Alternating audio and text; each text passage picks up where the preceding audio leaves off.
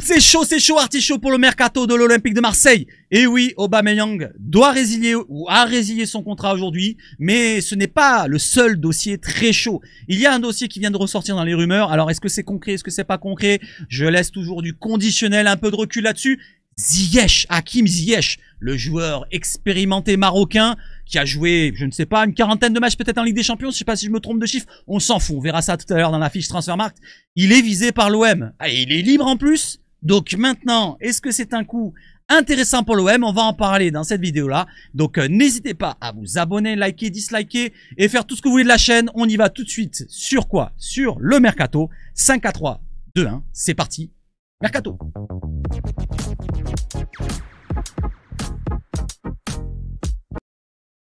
Et oui, c'est parti avec la conférence de presse qui aura lieu donc demain. Voilà, donc à l'heure où vous me regardez, il est 22h08 à l'heure où je vous tourne la vidéo. Donc peut-être aujourd'hui, si vous me regardez. Donc demain, on est quoi? Mercredi. Mercredi, donc demain, mercredi, à partir de 13h30, la conférence de presse. Nous, on sera là. Moi, je serai là avec vous en live pour la vivre ensemble à partir de 13h. Donc n'hésitez pas à venir et à donner de la force, qu'on passe un bon moment. On parlera peut-être du dossier Ziyech, Aubameyang, qui sera peut-être annoncé officiellement, et d'autres derrière comme Pexao. C'est très chaud aussi, j'ai oublié d'en parler dans l'intro, mais c'est très chaud. Allez, on y va, let's go cacao. Donc il sera présenté à partir de 13h30 comme je viens de le dire. Merci Ariane de nous avoir relié l'information, et on y va tout de suite sur le concret. Ziyech. Et oui, l'Olympique de Marseille s'est renseigné ces derniers jours sur Hakim Ziyech. Il est libre, hein. N'oublions pas, il est libre. Il n'y a pas de transfert, il n'y a pas, d'investissement lourd et dur à faire, mis à part peut-être le problème. Le club a sondé le joueur sur ses prestations, ses prétentions plutôt, salariales, le salaire. Il avait un gros salaire du côté de Galatasaray, mais on va le voir ensemble, qui n'est pas trop rédhibitoire à mon goût. On va le voir après. Jugé élevé à ce stade. Discussion préliminaire à suivre. Donc pour l'instant, c'est en discussion sur un joueur libre, et on le sait très bien que du côté de l'OM, on essaye de faire de bonnes opportunités. Est-ce que c'est une bonne opportunité?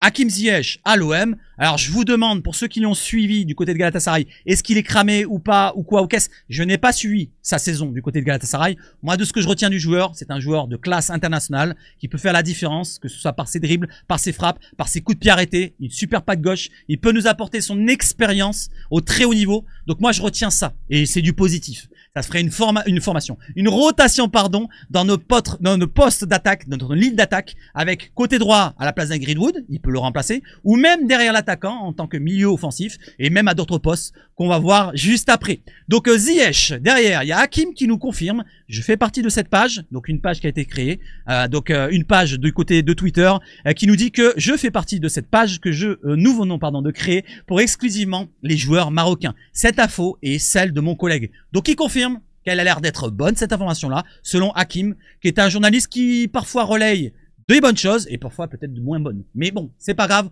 on va prendre ça avec quand même des pincettes et on enchaîne directement avec son profil Transfermarkt. Donc il a 32 ans, il aura 33 ans en 2026 en mars, 1m80, ailier droit, vous le connaissez tous, marocain, né à Dronten aux Pays-Bas. Il a 4,5 millions de valeur Transfermarkt, mais il n'a pas de club actuellement. Il était dernier club à Al Doulaï, je me suis trompé, j'ai dit Galatasaray si je me trompe pas.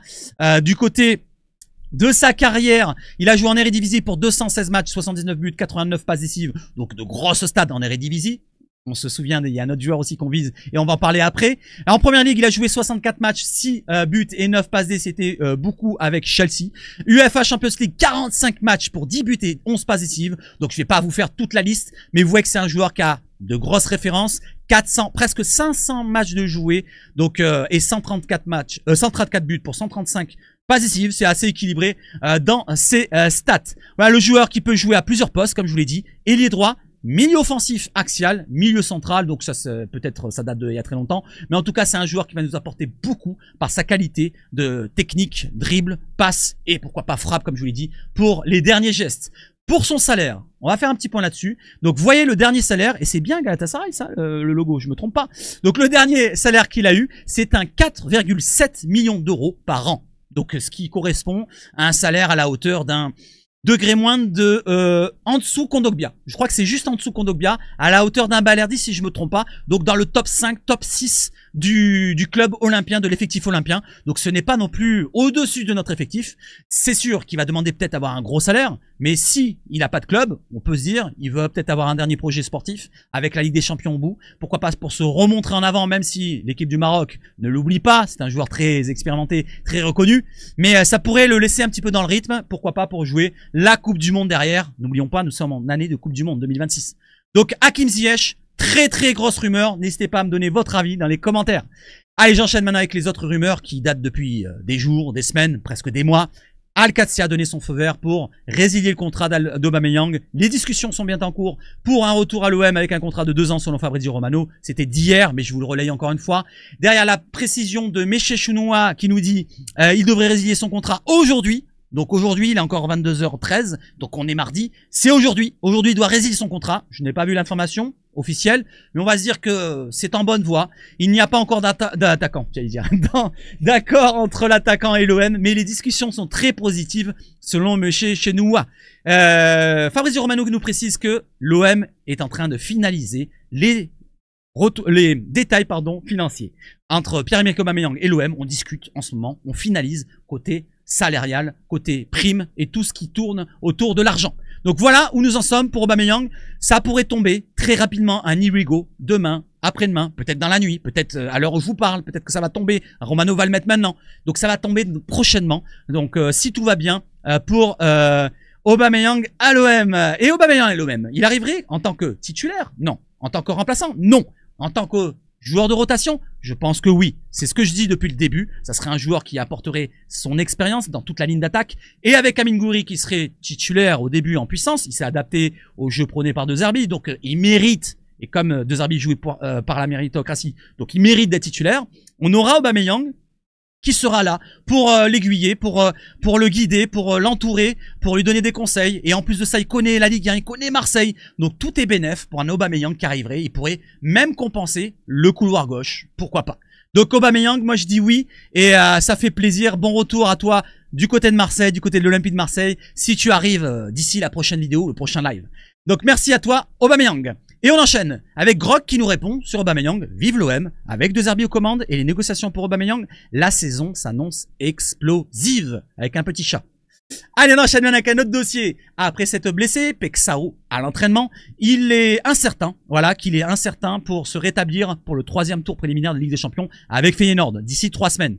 Donc il va être absent au moins 3 semaines. Voilà, du côté de Feyenoord, c'est annoncé officiellement. Le club l'a annoncé hier. Derrière, est-ce que c'est une vraie blessure ou pas? On va voir ça, on va décrypter tout ça parce que il y a d'autres choses à rajouter à cette blessure-là. Donc, on va voir ça. Allez, on enchaîne. Le rajout du dossier Pexao, on a quoi? On a son papa, José, de son prénom. Le père d'Igor Pexao suit, du côté d'Instagram, l'Olympique de Marseille. Donc ça sent très bon, comme il nous dit, OM dans les veines. J'enchaîne, il n'y a pas que ça.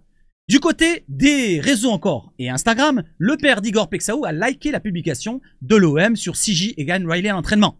Donc vous voyez que ça se rajoute une fois, 2 fois, mais c'est pas terminé. Le plus, c'est ça. Vous l'avez tous vu dans les réseaux, je vous l'ai fait en short hier. Donc le papa de Pexao est à Marseille, sur Cassis, à la plage, comment ça s'appelle? La plage de la Grande Mer, et à l'hôtel intercontinental de Marseille. Et il réside là-bas. Mais pour quelle raison il réside du côté de l'Intercontinental? Certains vont dire il a un resto avec sa famille, ses amis, du côté de Marseille ou de Bandol. Je l'ai vu traîner dans les réseaux. Moi, je dirais plutôt autre chose. Ça peut négocier. Et quand on dit ça peut négocier, apparemment, ça négocie. Benassi avec le père de Pexao, ce n'est plus qu'une question de temps, nous dit Paul OM. Derrière, on a la même photo avec confirmation qu'il y a bien un rendez-vous entre Benassi et le père de Pexao à Marseille. Vous les voyez de loin, mais je vais vous rapprocher la photo. Voilà. Ah, et vous l'avez là. Vous avez Benassi à gauche, la tête de Pexao de derrière, une bonne tête bien ronde, et avec d'autres personnes qui discutent, peut-être sur les contours salariales, peut-être sur les contours de la maison à aller trouver, si et là, plein de choses que, voilà, ça se fait sur les finalisations, et en espérant que ça se fasse pour Pexao. Voilà, donc c'est très très chaud Pexao. Ça pourrait arriver aussi dans les prochaines heures, les prochains jours ou les prochaines minutes, pourquoi pas ce soir. Donc il est du côté de l'Intercontinental. Voilà le papa de José Pexao, de Igor Pexao, José Pexao et Mehdi Benassi qui discutent pour la négociation du transfert de son fils. Autre dossier, donc en lien avec Pexao, si ça ne se fait pas, si ça capote, si c'est un échec, on a parlé de Fofana, donc moi je vous ai donné mon avis rapidement tout à l'heure en live, pour ceux qui sont intéressés n'hésitez pas, on est encore en live pendant quelques minutes. L'OM est entré dans la course pour Malik Fofana, selon Foot Mercato, et a entamé des discussions avec les représentants et l'entourage du joueur. Derrière, la précision aujourd'hui de Foot Mercato nous dit que Malik Fofana, Lyon n'est pas forcément vendeur, encore moins pour Marseille. Mais à quel prix le vendrait ? On entend parler de la valeur Transfermarkt de 30 millions d'euros. J'ai demandé l'avis à Grok. Et Grok, il nous dit quoi? La valeur marchande approximative du joueur Malik Fofana, ailier de Lyon, est estimée à 30 millions sur Transfermarkt. On est d'accord, depuis juin 2025. Cependant, des publications sur X, Twitter, et d'autres sources suggèrent que Lyon aurait fixé un départ plus élevé à entre 30 et 50 millions d'euros. En raison de l'intérêt de grands clubs européens comme Liverpool, Arsenal, Chelsea, Bayern, Munich, et l'Olympique de Marseille. Cette fourchette de prix de 30 à 60 millions d'euros reflète son potentiel, ses performances, 11 buts, 5 passes D en 41 matchs cette saison 2024-25 avec Lyon, et la demande croissante pour ce jeune joueur belge de 20 ans. Pour une estimation précise, il faudrait considérer le contexte du marché des transferts et des négociations spécifiques, mais, nous rajoute Grok, 50 millions d'euros semble être une valeur réaliste pour ce transfert, pour un transfert cet été. C'est vrai que c'est un joueur qui est a un très fort potentiel. Certes, pour l'instant, il est peut-être moins terminé qu'un Pexao, il a moins de qualité sur certains domaines, mais il y a des avantages aussi à tirer, c'est la jeunesse, c'est le potentiel à atteindre plus haut, et peut-être plus que bankable à revendre directement si on fait un échec dessus. Et en plus de ça, les intérêts des autres grands clubs, peut-être qui montrent un petit peu la valeur du joueur. Donc il y a des avantages dans ce domaine-là, il y a aussi le fait de connaître la Ligue 1, le fait de... Voilà, il y a plein d'avantages du côté de Fofana, mais l'avantage du côté de Pexao, c'est que lui, il a montré sa valeur en Ligue des Champions. Voilà, il a d'autres qualités à montrer, et moi je serais hypé que ce soit l'un ou l'autre. Donc pour l'instant en Pexao c'est très chaud, on va dire que ça avance, c'est du très sérieux, comme je vous l'ai montré dans la photo. Voilà, on peut se dire que Benassia ne discute pas avec le papa de Pexao pour une recette de la blanquette de veau, vous voyez ce que je veux dire. Donc suivons ça de très près, ça pourrait tomber très rapidement le Irigo pour Pexao. Ou Fofana, mais ça m'étonnerait. Allez, on enchaîne avec un autre dossier qui pourrait être Irigo assez rapidement. Guillaume MP nous relaye les informations venant d'Italie avec les médias La Stampa, Gazzetta, Tuttosport. Et ça nous dit quoi dans les médias italiens? L'OM insiste pour Timothy Weah. Gazzetta dello Sport nous dit le transfert se rapproche pour l'Américain. Et Tuttosport nous précise le joueur devrait rapidement signer à Marseille. Donc on en reste au domaine du 14-15 millions d'euros au total pour un prêt avec obligation d'achat pour la Juve ou un transfert sec. Et l'OM voulait un prêt sans obligation d'achat. Pour l'instant on en reste à ça. J'en sais pas plus. Donc on verra bien comment ça va se débloquer s'il vient du côté de l'OM. Et s'il vient du côté de l'OM rapidement, que je ne suis pas là en live avec vous, je dis bienvenue à toi mon cher Timothy. Voilà les amis, je pense avoir tout abordé avec vous. Il reste quelques petits rajouts comme Ndika, Evan Ndika qui n'aurait pas été contre venir à Marseille. Mais il n'y a pour l'instant aucune avancée sur le dossier selon Foot Mercato. C'est tombé aujourd'hui. Donc je vous le relaye pour l'information. À contrario d'un Aguerd aussi, où c'est un statu quo total. Donc on a beaucoup de difficultés pour l'instant sur le poste de défenseur central à trouver le bon joueur. Peut-être que ça travaille sur un gros dossier qu'on n'a pas entendu parler. Et je l'espère. Peut-être que le dossier Aymeric Laporte va revenir. Ça sera peut-être lui qui va signer. Et on va l'entendre directement sans avoir fuité à droite, à gauche. Voilà. Et moi, je l'espère. Je l'espère qu'on a un gros joueur qui arrive à encadrer notre défense autour des Balerdi, des Medina, tous les autres joueurs, et que ça nous apporte un très haut niveau, au niveau Ligue des Champions, pourquoi pas, et même en Ligue 1, pourquoi pas pour se rapprocher des puputes. Bon les amis, je pense avoir tout abordé, il reste juste un dossier que je voulais aborder avec vous, c'est très rapide, je vais vous le faire très rapidement, c'est la revue d'effectifs de la Provence. Donc il nous cite tous les postes du gardien aux attaquants. Allez, je vous fais ça rapidement. Restez là et après vous verrez il y a une petite bonbon sur la fin de la vidéo, petite surprise avec Roberto De Zerbi. Donc gardien, certes Ruben Blanco, ancienne doublure de Paul Lopez, devrait partir. Donc Blanco Banco, ça part. Next. Un joueur qui est 4e avec un salaire à 200 000, il faut faire partir. Comme Simon Ngapato Edenbu, il est écarté, il est dans la réserve actuellement avec les 6 joueurs écartés. Donc Simon Blanco, next. De retour d'un prêt réussi à Nîmes pour Simon, ces deux éléments n'ont pas commencé la préparation avec De Zerbi mais avec la réserve. Chez les gardiens, il ne devrait pas y avoir de bouleversement. Rouli a donné entière satisfaction. On est d'accord, c'est le GOAT. Pour moi, c'est le meilleur recrutement de la saison dernière. Il y a Højbjerg qui m'a bien plu. Il y a Greenwood, il y a Rabiot, il y a Gouiri. Franchement, on est content de ces joueurs-là recrutés. Et c'est vraiment des joueurs qu'il faut garder. Geoffrey Delange, lui, est remplaçant, apprécie par son niveau et son esprit. Le néerlandais a quelques touches, dont à l'Ajax, mais il veut rester à l'OM et avoir plus de temps de jeu. Donc je résume la chose du texte. Il veut avoir plus de temps de jeu. L'année dernière, il a eu que deux matchs de temps de jeu en Coupe de France. Donc on va se dire, Geoffrey Delange va essayer de prouver et pourquoi pas avoir plus de temps de jeu avec plus de matchs à jouer. Je l'espère qu'il aura du temps de jeu pour nous montrer sa valeur pour Delange. Et s'il est meilleur que Rouli, eh ben il sera meilleur que Rouli. Et s'il est moins bon, eh ben Rouli doit jouer. Voilà pour les gardiens. Delange, défenseur, pardon. Ce secteur apparaissait comme prioritaire au vu des carences observées la saison dernière avec 47 buts encaissés comme Reims qui sont descendus en Ligue 2. Donc en statistiquement parlant, on est à la hauteur d'un club de Ligue 2. Je parle de l'année dernière, la défense. Et le club a renforcé sa défense avec l'arrivée de Sigigan Riley, voué à devenir la doublure de Balerdi, et Facundo Medina. L'Argentin pourrait jouer la majorité des matchs à un poste hybride, latéral gauche et défenseur central. Puisque l'OM a jeté son dévolu sur l'autre gaucher Naïef Aguerd de West Ham, la priorité dans l'axe, les situations de Quentin Merlin, qui a une très belle cote, pourraient faire l'objet d'offres dures à refuser. Donc Merlin, en cas d'offre, il pourrait partir. Ulysse Garcia, c'est pareil, et Derek Cornelius, c'est pareil. C'est incertain pour ces trois-là. Voilà, donc c'est incertain pour ces trois-là. Murillo, très impatient en interne, va poursuivre l'aventure. Lirola, par contre, il doit aussi trouver une porte de sortie pour l'instant.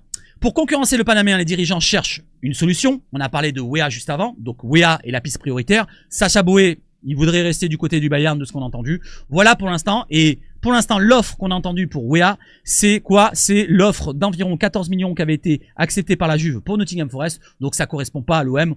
On va dire next. Bamo Maïté, lui, a repris avec l'équipe réserve et doit se chercher un nouveau club. Voilà pour la défense. Le milieu de terrain, Angel Gomez vient d'apporter sa polyvalence à un secteur qui n'est pas appelé à bouger beaucoup dans l'immédiat. Pierre-Emile Højbjerg vient d'être transféré définitivement à l'OM pour 13 millions d'euros. Geoffrey Kondogbia a la confiance de De Zerbi et il avait presque dit il faut le prolonger absolument. Il avait même dit en conférence de presse.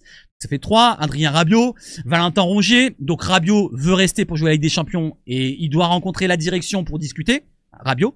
Rongier, lui, il attend d'avoir d'autres nouvelles, d'autres offres de prolongation du côté du club marseillais. Et il a aussi des envies de l'étranger, donc on va se dire c'est entre deux toujours pour Rongier. Je vous ai déjà cité le dossier. Pour Benasser, il est parti, on va pas en parler. Azizounaï, Aminarit et Ismaël Koné sont amenés à trouver une porte de sortie pour partir du club. Voilà un petit peu où nous en sommes pour le milieu de terrain. Les attaquants, on termine avec Mason Greenwood, qui n'est pas loin d'être déclaré intransférable par le club. L'ailier anglais attend toujours une doublure et son pendant sur le côté gauche, histoire de combler le vide laissé par le départ de Luis Enrique, envolé à l'Inter. L'OM a multiplié les pistes. Ivan Perisic, Anoa Lang, tous deux au PSV Eindhoven, mais aujourd'hui il a jeté son dévolu sur un autre pensionnaire d'Eredivisie. On vient d'en parler, Igor Pekchao. La priorité au poste. Celui-ci sort d'une saison tonitruante sous le maillot de Feyenoord, 18 buts, 19 passes décisives. Donc on va pas lire le reste. Il voit d'un bon œil un transfert vers l'institution provençale. Le joueur veut venir, et on a vu son papa tout à l'heure. Mais les négociations se poursuivent entre les deux clubs, et les Anglais restent à l'affût. Voilà, donc Feyenoord attend peut-être les clubs anglais pour avoir plus d'argent que l'offre de l'OM. La dernière, on parlait d'un peu plus de 30 millions d'euros.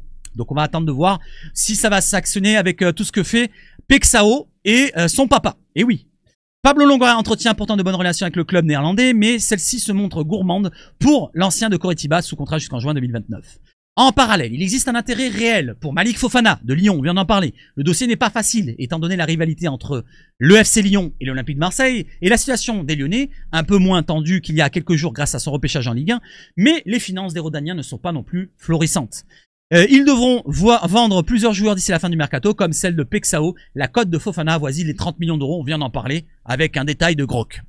Si Amine Gouiri a convaincu la faveur d'une seconde partie de saison marquante, cela n'empêche pas l'OM de chercher un autre attaquant. Une piste conduit à un ancien de la maison, Pierre-Emerick Aubameyang, on vient de le citer.